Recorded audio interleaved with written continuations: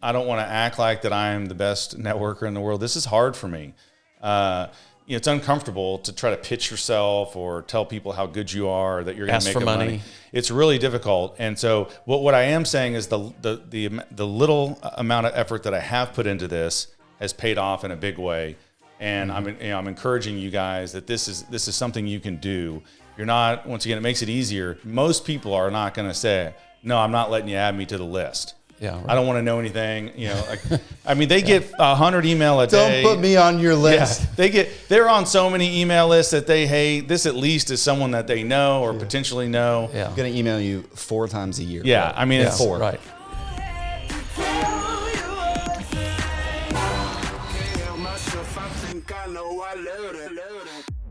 All right, guys, welcome back to How to Invest in Commercial Real Estate. Today, we are going to talk about supercharging your networking. And the reason we picked this topic is because all the value and the profit in commercial real estate is made in finding and closing deals. Yeah. And so today, we're going to talk about several ways you can use networking to really increase your deal flow. How do you find those deals that you can buy? And that's really how you make the money. Yeah, at Criterion, we've had a lot of success with meeting with real life people and networking and finding great deals. We talk about the kind of deals we like to buy. People who are in the business ask us what kind of deals we're buying or what we're into, and we start explaining, we're in commercial real estate. We like to buy apartments. We like to buy shopping centers. Ooh, what kind of shopping centers? What kind of apartments? So it starts this conversation, and then pretty soon we have this little army of people literally looking for our deals for us and bringing them to us, and then we just get to sift through those. All right, let's break it down then for them. What's kind of like a first bullet point that they can take where they're sitting around saying, okay, what's my first step in getting deal flow? You got to be in the right room. Yeah. That's how you call it, is you got to be in the right room. I've heard you say that before. And so that's what, conferences, local organizations. Yeah, there's probably a NAIOP organization. What's NAIOP? I don't know. National Association of Industrial and Office Properties. Ooh, boom! There we go. Okay, so there's NAIOP nationally. There's BOMA. There's all sorts of local. But NAIOP it's not just industrial and office properties. It really is commercial real estate in general. That's what the organization has become. It's a nationwide organization. You're going to have a local chapter if your okay. city has more than a few 100,000 people in it, maybe. But that's a good place to start because there's going to be networking events where you can meet other local professionals that are in your industry. It'll include brokers, it'll include investors, it'll include owners. So that being in the right room is being at those events. Networking at golf tournaments and Christmas galas and things where people are getting together and they're just talking about their profession, and they need to hear your story and they need to hear what you're looking for. And you need to put them on notice that you're looking for commercial real estate. You want to buy this type of commercial real estate. You're funded, that kind of stuff. And so that way, when they have a deal pop up, they're thinking, okay, Precision Equity, Criterion, or whatever the company is.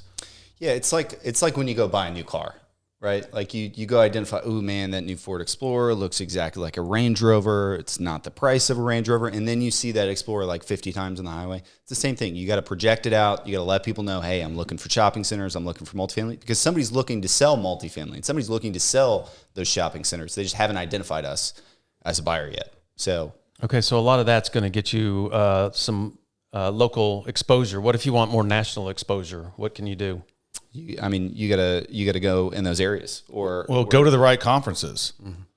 Going to the right conferences. Yeah, for us, we've had some success in looking up conferences. There's a conference out there for whatever area of commercial real estate you want to be involved in. Yeah, and there's ones for big institutional investors and owners, and then there's some for middle market, and then there's small market. Wherever you fit in the equation. There's a conference out there for you. We've been to the mid-market apartment multifamily conference where we're meeting owners kind of just like us. But at that conference, there'll be lenders that want to loan on mid-market apartments, mid-market multifamily. There'll be family offices and private equity that are specifically looking to invest money, not in huge Class A institutional type deals, but in middle market apartments. So you get to meet a wide range of people that are going to fit to what you want to do. Yeah. Aren't there even companies out there, and that's sort of how they make a living, is by putting conferences on, commercial real estate conferences, right? Yeah. Oh yeah. I think like Biz Now is literally just throwing conferences right now. Yeah. It's the whole business model. Okay. But yeah, there's a lot of value to be said at conferences. ICSC, International Council of Shopping Centers, it's a massive conference. So many new development deals on the retail front get made at ICSC, at least the relationship. I mean, you're getting 5, 10, 15 minutes at a booth, but you're making a relationship to where you may get your email answered when you get back home. That guy knows you. He shook your hand. He knows about your project. It seems interesting. He got the 30-second elevator pitch, and it worked. You know, deals are done in a room, in person. The big one, the big CCIM is in Las Vegas, but I think there's one in like Dallas, New York, and so there'll be one closer to you, and it'll be more of a centralized focus on that area of the country. So, is there any other conferences that we want to mention? I mean, there's debt conferences. If you're into hotels, there's a whole conference on buying hotels or that industry. There's conferences on family offices of just rich families that need to invest money in commercial real estate. Yep. So they'll throw a conference to hopefully go invest some of their money and meet a sponsor that they can get their investments out. So that's mind blowing right there. So like there's literally people who have no idea what to do. They can't find the money to go buy their deal. They can't find the deal, and it's just here's how you find the deal. Here's how you find the money. You Google, family office conference. There's one in 3 months close by. I guarantee it. Yeah. You know what I mean? There's a lot of them. There's a lot of them. And then you just go and do it. And you introduce yourself to people. Hey, we're buying these types of deals. Are you interested? And they're going to say, yeah, that's why they're there. And then you take it from there. All right, what's next? Being on the right list, right? Being on the right list. That's huge, because you're not always going to know the guy face to face. He's not always going to be a member of your luncheon, your breakfast group, your NAOP organization. We've got deals in Vegas and in Arkansas and in Texas. You've got Cincinnati. We've had North Carolina, Indianapolis, Oklahoma City. Yeah, so you may ask, well, Joel, how did you find, or you guys too, you guys are out of state, how did you find these deals in Indianapolis or in North Carolina? Yeah. Well, we got on the right lists, and you have to get yourself on brokers' list. The brokers are busy, and they have hundreds, if not thousands, of clients that they're sending deals to. So they're just not going to send each deal individually to each one of those people. They're going to blast it on a list, and then they're going to expect you to see that and then call them up to ask questions. Mm-hmm. So you've got to get on both locally and nationally. You've got to get on brokers' lists where you're seeing the deal flow like we've talked about. You've got to be seeing a bunch of deals. So that's one way that you can increase your networking is you get on all these lists. Then you can hit them up about a listing they had, send them an email back. Then every time you email them, your name is coming up. And so they're going to think Criterion. And they'll think, okay, these guys are players. They're interested. And so you may get a call from them. So I think it's important. The best brokers, in my opinion, are broker cold calls. I love it when a broker cold calls me and says, hey, I saw you bought that. I've got 5 other deals that look just like it. Are you a buyer? Like, that guy's done his homework. He knows what I want. He knows what I bought. He knows my name. He went to my website. He's familiar with our processes. And he went and found identical properties that would most likely work for me and said, hey, dude. I got a story about that. So this may bore people, but back we were just multifamily guys, and we had sold a big multifamily portfolio, and we got ourselves in a 1031 trade, and I identified a few deals, and they all fell through except for this retail deal. And we'd never purchased retail before. Yeah. So we purchased retail. It's going pretty well. We didn't really know what we were doing. Never thought I'd buy another retail deal. I'm kind of looking for more multifamily. And this broker cold calls me and says, hey, I saw you bought this deal in Tulsa. I've got a deal in Little Rock. And I took the call. I listened to him. I'm always open-minded. I'm never just like, I don't know this guy. I'm hanging up on him. So I ended up driving to Little Rock, doing the due diligence, and this thing fleshed out, and we purchased it. How crazy and is you that? still own it, right? We still own it, yeah. And it's done really well. And it didn't stop there. A year later or 2 years later, he calls me up again and says, because I performed on the first one, he says, hey, I got another deal for you. It happens to be just outside of Cincinnati in Florence, Kentucky. And so I was like, okay, so we go to Kentucky, we look at the deal, and we purchase that, and we've owned that for almost 4 years. Yeah. I know this guy, but the name's drawing me a blank. Yeah, I can't remember the name either. No. I'll think of it here. Jason is the first name. But anyway, if you're a broker, take notes, okay? Take notes, because, I mean, how easy is that? The broker's job is to sell the property for as much money and as fast as possible for the seller. So, I mean, he's going to people who he thinks are actually going to perform and close the deal. Yeah, he doesn't want to waste his time. Yeah, when we're bidding on deals, they're wanting, proof of liquidity, proof of money. They want maybe a recommendation. They want to know, okay, who are you? Do you have a website? Have you ever bought anything? Because if you lock it up, you get them pregnant, in contract, they're going to kill 45 days and maybe lose out on another buyer. Well, so one more example on the get on the right list is, so I'm on Crexy, which is, all of these, the commercial real estate is a massive site. And I drum through hundreds of listings, and then I'll download some OMs and I'll contract some brokers. Yeah. Well, this one listing I liked. And so I ended up getting on this guy's list, and he's out of Memphis. And then later down the line, he emails me and says, hey, I got this deal in Memphis I think you guys will like. We ended up bidding on it. We ended up buying it. And then 6 months later, he calls me again. Hey, Joel, I got another listing for you. It's right next door to the other one you bought. And we ended up buying that one. And that's how I got in Memphis. Wow. I didn't know anybody in Memphis. I hadn't really been to Memphis. And now we have two successful deals in Memphis just because I got on the right list. So anyway, I think that's a big one. What's next? Yeah, good. If you're a broker, go to both of our websites right now. Look at everything we have. And if you have something similar, call us, because we will buy that shit. Next. All right, next. Majority of the capital stack from the deal you just found, from the list or being in the right room or going to the right conference, you found the deal. And the majority of the money is going to come from some sort of lending instrument, some sort of bank probably. So you should get to know some banks. Get to know your lenders. I mean, it's a big one. So there's several reasons why I think this is important. Number one, you want to know what the market's doing, and the mortgage market's doing. For sure. That's how you evaluate your deals. But it's way more important than that, because local bankers, local commercial lenders, they know who's who in commercial real estate. They're the ones lending the money. They know what deals are happening. They know who has money. Yeah. They know who's has potentially money to invest. And so it's so important to get to know these guys. And the great thing about your local lenders is they'll buy you lunch whenever you want them to, right? They have the marketing budget. They want to lend you money. And so have them take you to lunch for free and pick their brain on what they're seeing in the market, who's doing new projects, and you'll learn so much from them, but they'll also connect you to other commercial real estate professionals in your area.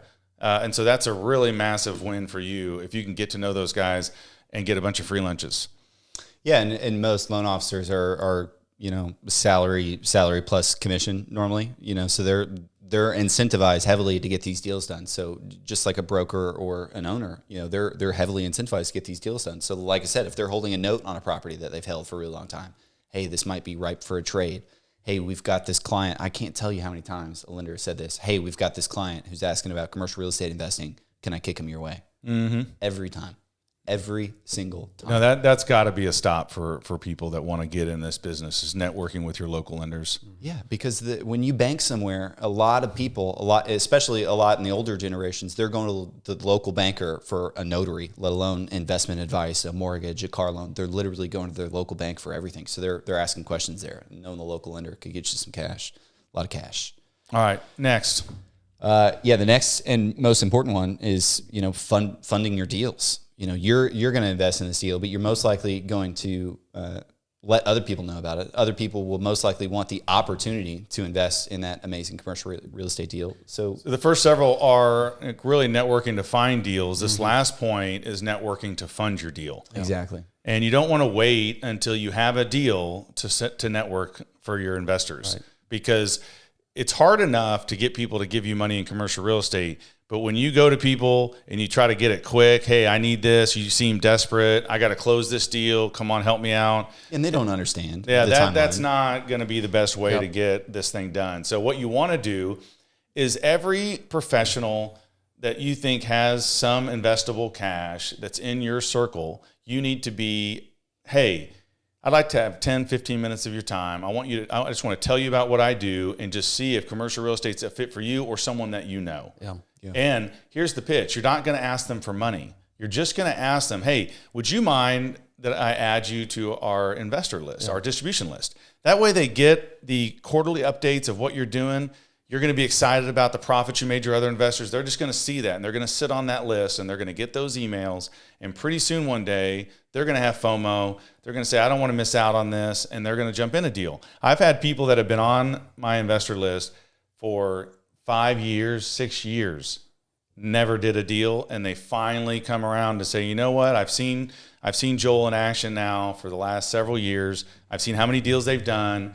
And I have confidence. So I never even had to ask them for the money, right? They just decided when it was right for them. Yeah, right. But that all starts from having conversations and getting people on your list. Yeah. So you want to be on the right list, but you also want to get people on your list. Yeah, I can't tell you how many coffees and lunches and phone calls and emails we've written to investors. And the other thing about investors, networking with investors, is I'm amazed at how many investors come to me and say, hey, I know a guy who's, or a girl who's owner of a bank or president of a bank. Why don't you talk to them about lending? And I've got other investors. I've got friends that want to invest.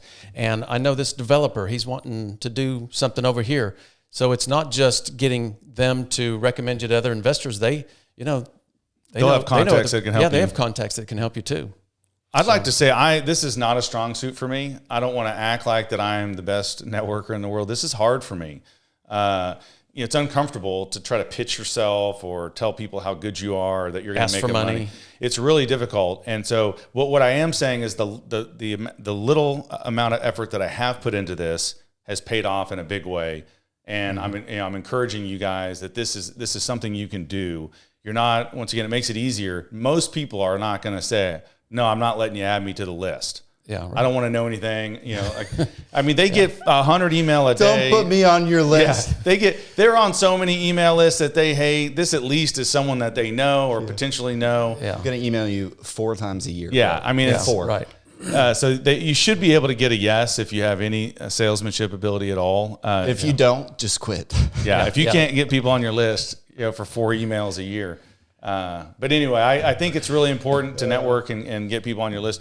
And as that list builds, they'll recommend other people, and it'll grow. And we're just now seeing our list grow to the point where, raising capital is getting easier and easier. Before I had to make a lot of calls. Now I just set it up, we submit it, we push a button, and we get commitments. And that's how you want it. Sounds like it's time to go after some bigger deals. Yeah, it might be. Yeah. Alrighty, guys, be in the right room, network, meet with real people. And, go to the right conferences, get to know your lenders, and get people on your list. Boom. That's it. All right. We'll see you next time on How to Invest in Commercial Real Estate.